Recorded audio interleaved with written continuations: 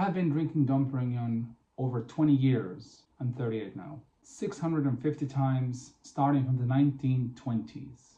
Dom Pérignon, in a sense, is the perfect wine. It is the first prestige cuvée. It is where a lot of things begun. I drink a lot of other stuff than Dom Pérignon, of course, but for me, it is simply the best. That's why it's the first video. That's why I did the book of Dom Pérignon. Best experiences of Dom Pérignon for me, well, of course, the biggest one is creating the book. That is an experience of unmatched.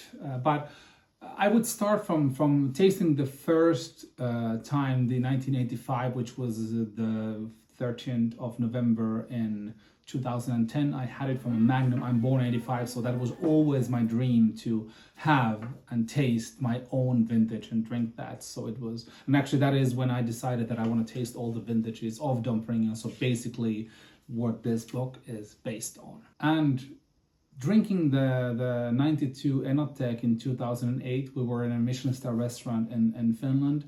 How that tasted at that time, because I was able to taste it at a peak.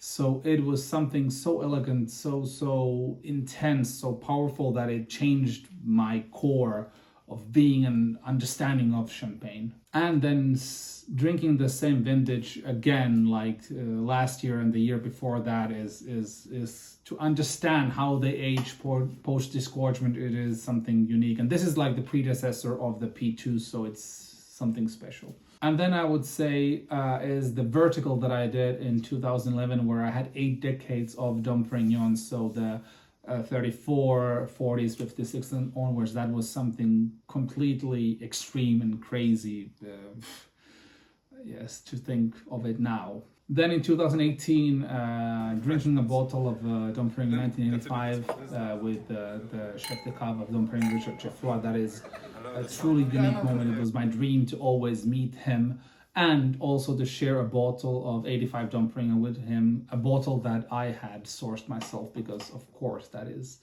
the main point, and to talk about champagne and to ask questions, because the winemakers are basically the only ones that can answer the questions I tend to have.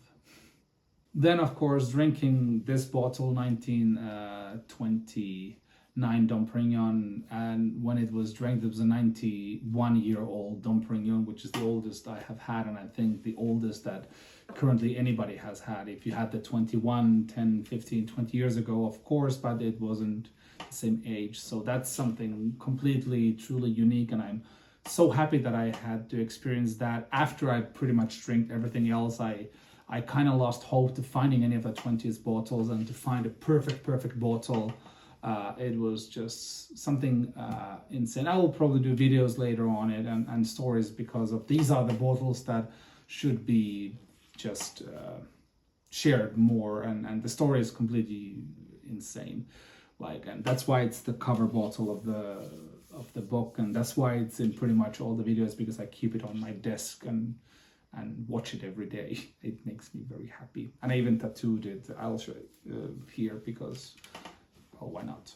That experience of the 29 is pretty much only unmatched by drinking the 1959 Dom Pérignon Rosé, which is only 306 bottles made that I did like in 2023. It's but for that, there's of course several videos and stuff is going to be coming out of that. It was surreal. At the same time, we had all the best vintages of the rosé: 62, 71, 82, 88, 90, 96, 02 and 08. So from every decade there is made of Dom Pérignon rosé. No tasting has ever been done like that, and the whole experience of drinking all the rosés is something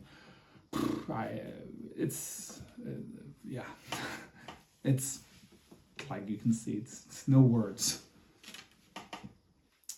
And for me, the best experience that I can always get from Dom Pérignon, it is the P2. I love drinking the P2s, but I try not to drink them so often, because after that there is absolutely nothing, and I want to always share the P2s with people that understand how special the Dom Pérignon P2 is. So It is. And to follow the progresses, because that's a wine series that I've been drinking from the first vintage, so from the 98 onwards when it was launched. So it's something that I can keep up, which is amazing. I love that.